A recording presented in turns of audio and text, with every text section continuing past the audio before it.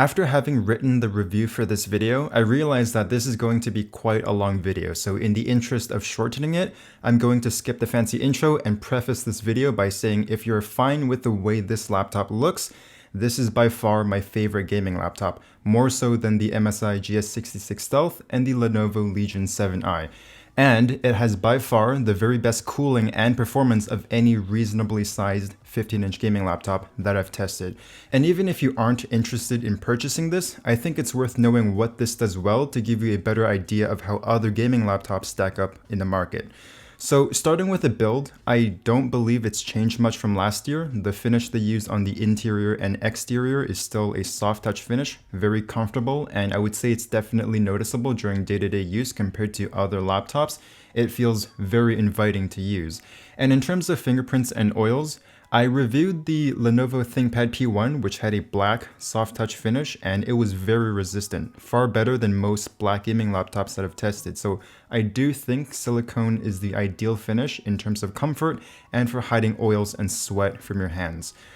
Structurally, the screen has very little flex and almost none on the keyboard deck. The hinge tension is also spot on, very nicely weighted. You can open it with one hand, but it feels stiff at the same time. If you tap it halfway closed, it's not going to fall shut from gravity. It's built well, it feels very comfortable, and I suppose the only criticism one might have is the aggressive gamer aesthetic. For people that want something flashy, this offers a modernized version of that, and I think they executed it nicely. You know, personally speaking, it's not my jam. I probably wouldn't whip this out in class or when meeting with business clients, but I can appreciate it for what it's trying to achieve. Okay, let's talk about one of the strongest aspects of the M15 R3, and that is definitely the keyboard. Over the past year, I've tried to narrow down what makes a keyboard good or bad to type on, of course, based on my personal preferences, but I do try and consider all people as well. With this, I think it's a combination of its nice key travel, its strong tactile bump, the decently large keycap size, the spacing between each keycap, and the somewhat soft and dampened bottom out. So to go through them one by one, the key travel, for anyone unaware, is how deep you can press each switch, how much vertical distance until you bottom out the switch, right? The tactility is like clicking a pen or like driving over a speed bump. It's feedback that you feel, and generally speaking, the stronger the feeling, up to a certain extent of course, the easier it is to tell whether you've actuated a switch or not purely based on feel alone. And if the tactile bump is too weak, then the keyboard generally feels mushy and not very satisfying to type on. I also noticed that on a lot of bad keyboards, I will straight up miss a lot of key presses. Maybe because I'm not pressing hard enough, but I shouldn't need to slam my fingers down on each key because, one, that's not very ergonomic, and it also limits your typing speed. With this keyboard, I can comfortably and casually cruise at 110 words per minute without really thinking about the way I type. I find that my typing accuracy is also much better on this than most other keyboards. I can just casually type, not really applying much force into each key press. And the impressive part is that not only do I have very few misses, I also rarely accidentally press a key. It's heavy enough to block accidental presses, but it also allows you to type gently. The keycaps I wouldn't say are particularly large. I think this is a pretty good size, not too big, not too small, but smaller keycaps, generally speaking, means that I have to be more precise in where my fingers land. Otherwise, if I hit the very edge of a keycap, it might not register. To finish off, maybe that was too technical and it didn't really give you an idea of what it feels like to type on. I would say this is very similar to the 2012 MacBook Pros and the ThinkPad P1, except quite a bit more tactile. If you've ever felt those keyboards, this is pretty similar. And let me make this more explicit by saying I do consider this to be among the very best of any laptop keyboard. It is definitely on par with the old MacBook and ThinkPad keyboards. The trackpad is excellent, and I think they nailed both the hardware and the software. It uses a very smooth glass surface, and there's no feeling of friction even when you drag your finger across with a lot of force. In terms of weight, it's neither too light nor too heavy, so it doesn't get tiring as quickly for extended use. Tracking accuracy is also exceptional. Even with very small movements, I can move the cursor exactly where I want it to go, which is one thing that the vast majority of Windows trackpads do poorly. Oh, and one last thing, I'm not really sure if this is just my particular unit. It is a retail unit, just to be clear, not a review unit, but the trackpad on mine is loose and it makes a rattling noise if you tap the bottom half of the trackpad. Here's a quick sound demo for reference.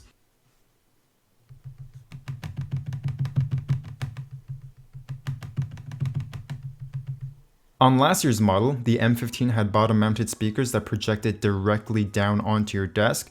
The driver is still mounted in the same position, but the speaker grill is now at the front ledge. So in some ways, I think they sound better, but in terms of detail and clarity, these are not particularly great. The bass response is decent. It's not lacking in bass, but it is a little bit thin and dry. Not particularly large in amount, I would say. The mid-range and treble are good, although sometimes they can sound kind of shrill and kind of unpleasant. It seems to peak at certain frequencies in the upper mid-range, and that throws off the otherwise pretty good tuning. So yes, I do think these sound fairly good, but they are not class-leading. I would probably rank these in the lower end of the top 10% of laptops I've reviewed, so good, but not great. The screen I'm running is just a standard 1080p 144Hz panel, and a little bit underwhelming compared to some of the high-end panels we've seen come out this year. The brightness is fine, just a tad bit above the average 280 nits, but everything else is kind of lacking. So relative to other gaming laptops with 1080p 144Hz panels, it's about average. And what I mean by lacking is if you don't compare it to any other laptop, you just look at the numbers for this laptop in a vacuum, in a bottle, it's not particularly good. And when you look at the price and you see the very good measurements with 240Hz, 300Hz, and Lenovo's new 144 and 240Hz HDR displays, for a high-end gaming laptop in 2020, it can seem underwhelming and maybe not what you might have expected. I think most people won't really have any thoughts about it. Like, if it's good enough, that's all most people will care about. I will note, however, that Alienware continues to use this reflective and glossy black finish on the bezels and on the front ledge of the laptop.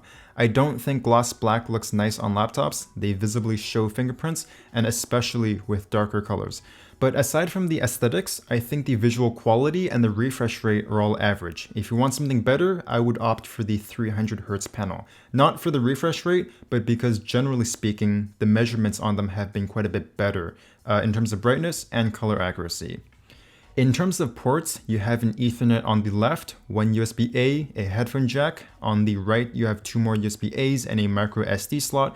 On the back side, you have the charging port, the proprietary amplifier port for connecting to their external GPUs, or alternatively, you could do that through the Thunderbolt 3 port, which can also charge the laptop. Obviously, not enough to run it at heavy loads. You've also got a mini display port and an HDMI 2.0 port. So getting inside is a little bit harder this year, but not particularly difficult. There are now clips holding the bottom panel in place, and inside you will have two M.2 2280 slots and one M.2 2230 slot, so 3 SSD slots in total. The Wi-Fi card is now soldered on, and I'm not sure if there are any SODIMM RAM slots on the backside of the motherboard like the Triton 500, but this laptop isn't mine, so I'm not going to pull out the motherboard to check this time. Okay, let's talk about the thermals and performance next. So to give a bit of context, Dell is not generally known for good thermals, right? Their XPS 15 is infamous for that, so were their previous Alienware laptops, and for that reason, I was a little bit hesitant in reviewing this laptop because I was worried that the performance would still be below average, and then if that were the case, the only way to justify it would be its keyboard and any other notable aspects. However, and I am not exaggerating anything when I say this, the thermals on this are by far the very best of any 15-inch gaming laptop that I have reviewed, and by significant margin. This obviously excludes any of those massive 50-pound laptops with desktop components and dual power bricks, so the Alienware Area 51M is out. I am sure that has better cooling than this given its size, but for something reasonably portable for the average person, this is undoubtedly the very best that I have reviewed. When you have it on the performance thermal profile, the fans will spin at around 70% all the time, regardless of what you are doing. At that setting, the thermals are fairly similar to the Omen 15 at full fan speed, so you get the advantage of a quieter system. But once you run the fans at full speed, it eliminates all thermal throttling, even under a combined CPU and GPU load. It's incredible. The performance difference with the fans at full speed in certain games, not all, but some, like Shadow of the Tomb Raider for example, actually outperformed the Lenovo Legion 7i with the RTX 2070 Super Max Q by 7%, and that laptop actually had fairly good thermals. even though this is running a standard RTX 2060.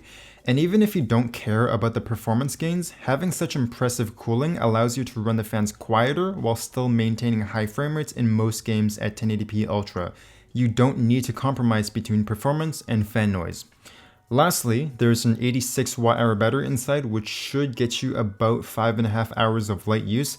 Given the battery capacity, I would have expected somewhere between 6 to 6.5 hours, but it's not too bad. I would say it's roughly average for a gaming laptop. So conclusion, I guess.